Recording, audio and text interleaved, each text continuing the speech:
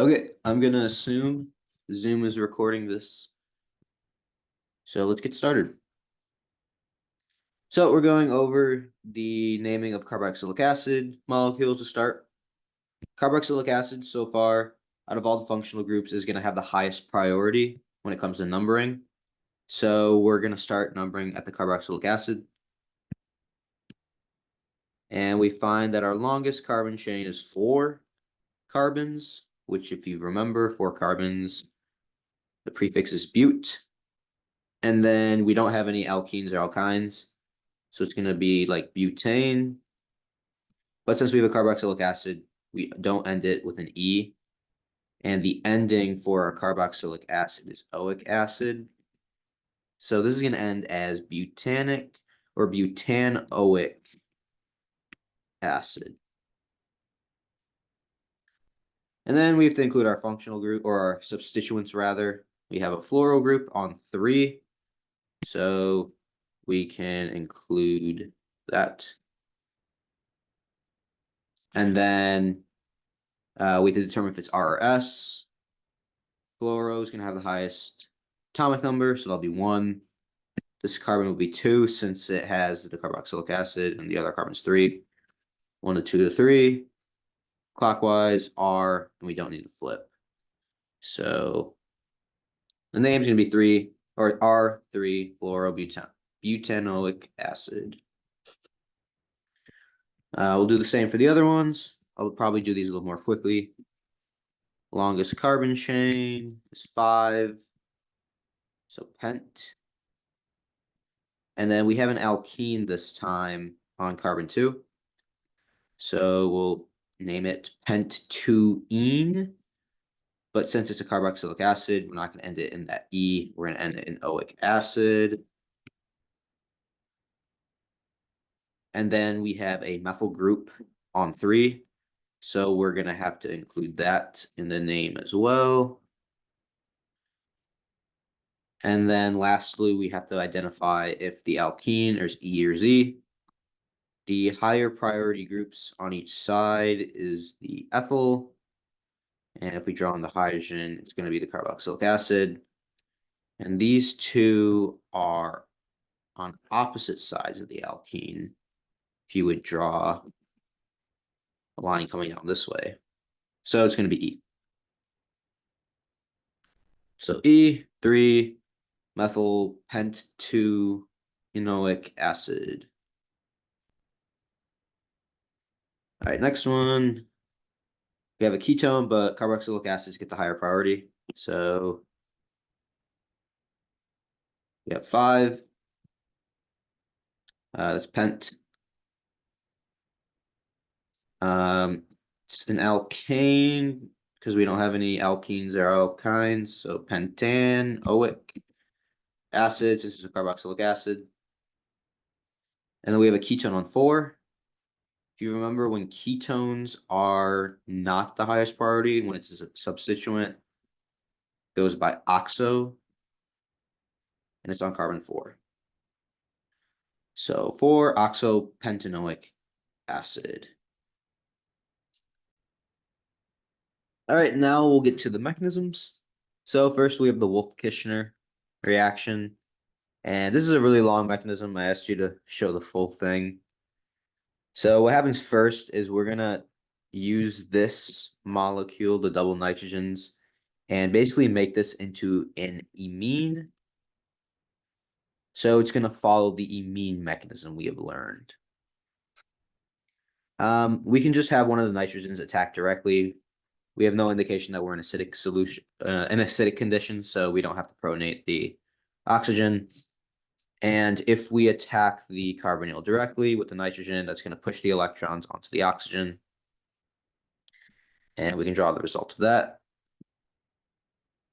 which adds on the nitrogen group.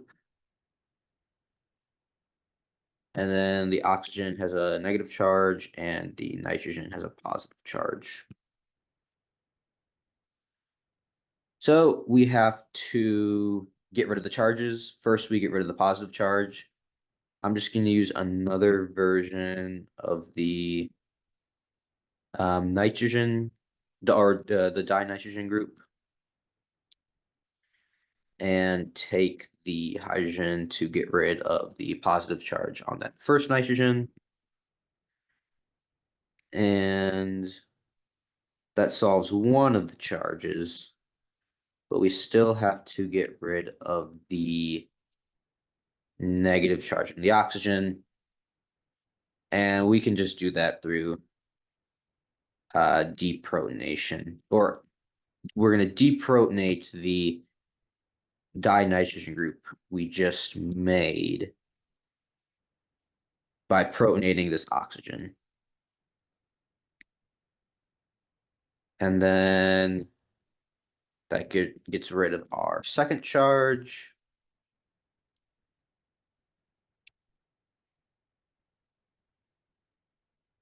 And now we have an alcohol group, which we want to leave because we want to form that amine, imine. So in the imine, we want this nitrogen to have a double bond connected to the carbon. So it's going to form the double bond while at the same time kicking out the alcohol group. And then also just one thing I want to add is I used this dinitrogen group to deprotonate and protonate. You can use water too, given our conditions. Would have been fine. Or you could use ethylene glycol. Water would have been created using this KOH, or you can use the ethylene glycol as well. But I decided to use the dinitrogen group. Okay, let's form the result of this. We get almost our imine. The only thing not making this an imine is this nitrogen has a positive charge. So we just got to deprotonate, and I'll just use the hydroxyl group this time to deprotonate that. And then that gets us our imine intermediate. So now we have this nitrogen doubly bonded to the carbon, and then that nitrogen is also attached to another nitrogen, this one right here. So if we look at our molecule we have right now and our molecule in the products over here on the left, you'll see that we still have to get rid of the nitrogen groups, and we have to add on 2 hydrogens. So we're going to work to do that. We have to get rid of the nitrogen group. And one thing I didn't show when I was writing this is that the byproduct is N2 gas, or nitrogen gas, which is 2 nitrogens triply bonded. And that's what we want to make these 2 nitrogens into. So we also have to form this into a triple bond, and then this nitrogen down here has to lose these 2 hydrogens. So that's how we're going to start the mechanism. I'm going to take the hydroxyl group, strong base since it has a negative charge, and take one of those hydrogens because that gets us closer to making this nitrogen gas. And then we're going to take the electrons from that bond to form a double bond in between the 2 nitrogens, because eventually we want to turn that into a triple bond. And then this nitrogen now is going to have too many bonds if we form that double bond. So it can break this pi bond with the carbon, and that carbon needs to gain 2 hydrogens still, so it's going to take a hydrogen from a water. And if we draw the result of this, then we get here, a little closer to the product. We still need to get rid of this hydrogen, make this nitrogen, these 2 nitrogens be triply bonded, and we have to get rid of all this from the carbon and add 1 more hydrogen here as well. So we're just going to do the same step again. We can take our negatively charged oxygen group, take a hydrogen, form that triple bond between the 2 nitrogens like we have up here. And then this nitrogen, when it forms a triple bond, is going to have too many bonds. So can break this carbon bond or break this carbon nitrogen bond. And this carbon can attack, or we should say we can protonate that carbon using water. And then the result of all of this would get us to the product. So that's the reaction for the Wolff-Kishner. Full reaction, including the imine intermediate. So it's kind of like two mechanisms in one. First, you form the imine, and then you do, or let me actually section these off. This, all in the green, is like the imine formation, or let me redraw that. All of this here is the imine formation. And then what's here in purple, that's the Wolff-Kishner reaction. All right, next ones. We have a Grignard reagent, so we can rewrite the Grignard as this, as with the magnesium with a positive charge and the carbon here with a negative charge, because this bond is ionic. And if we draw out carbon dioxide, looks like this. And if we would draw dipoles, there'd be two strong dipoles going away from this carbon in the center, which makes this very electrophilic. And then because this carbon over here has a negative charge, it's very nucleophilic. So the nucleophile is going to attack the electrophile and then push the electrons from one of those double bonds onto an oxygen. And then the result of this is going to look like that. And then the last step is we just do an acid quench to protonate our negatively charged oxygen to give a carboxylic acid. Like that. Nice and quick. All right, next one. This is a reduction reaction. If we draw out Li aluminum hydride, aluminum is going to have 4 hydrogens around it. And aluminum is going to have a negative charge. And then if you care about the lithium, lithium is just going to be hanging around with a positive charge to counteract the negative charge of aluminum. Countercation is the term of it. We draw the dipoles and the aluminum hydride. All of these bonds have the dipole going towards the hydrogen because hydrogen is more electronegative than aluminum. So in this reaction, hydrogen acts as the nucleophile. And we have an electrophile here, the carbonyl carbon. So hydrogen acting as electrophile is going to attack carbonyl carbon and push the electrons onto oxygen. And then that reduces our ketone to a negatively charged oxygen. And then we can take our solvent, ethanol, to protonate the oxygen and turn it into an alcohol group. So the reduction reaction turns carbonyls into alcohols. All right, back page. It's just a bunch of fill in the blanks.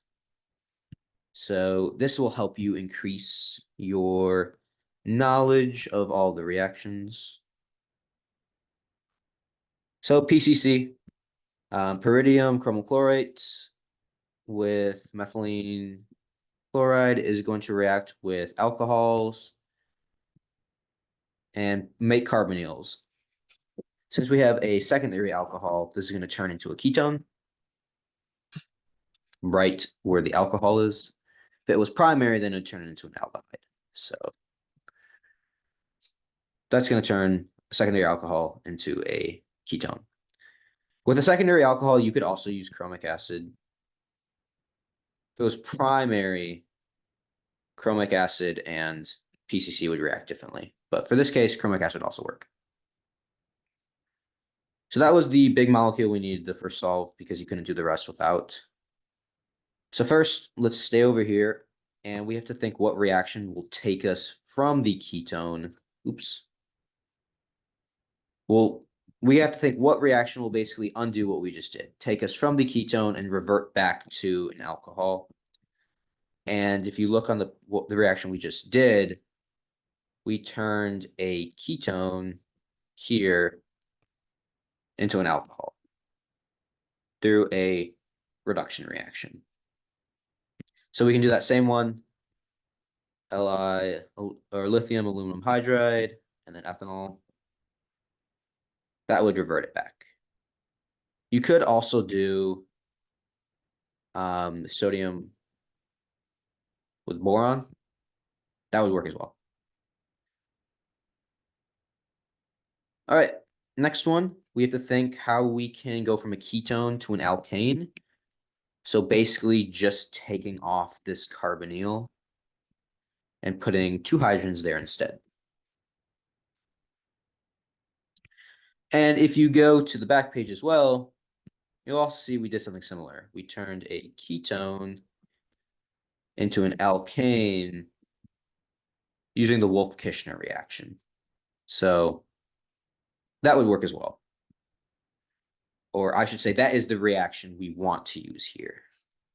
So the Wolff-Kishner is these two nitrogen groups bonded to each other, and then ethylene glycol with potassium hydroxide. And if you really care, it's done at 200 degrees Celsius, but you would not need to put that on the test.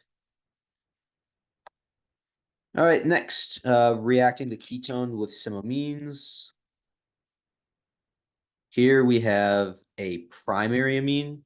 We call it a primary amine because it's attached to one carbon, as opposed to a secondary amine, which is attached to two carbons.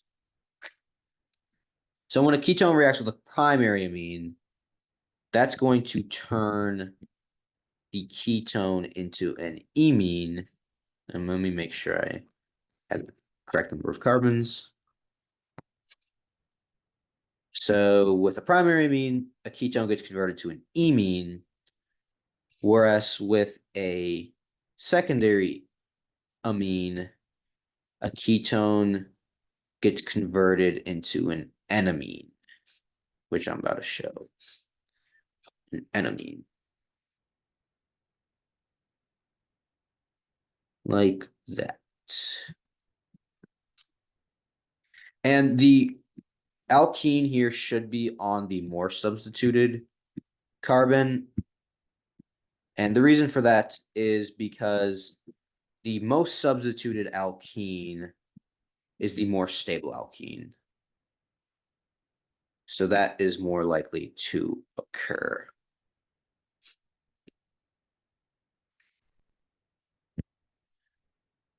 All right, and then lastly, when we use a ketone and we want to put on a protecting group, what we learned is in order to put on a protecting group, let me write that's a protecting group. The one protecting group we've learned in class is ethylene glycol. And we've just done that in acidic conditions. So that's how you would add on a protecting group.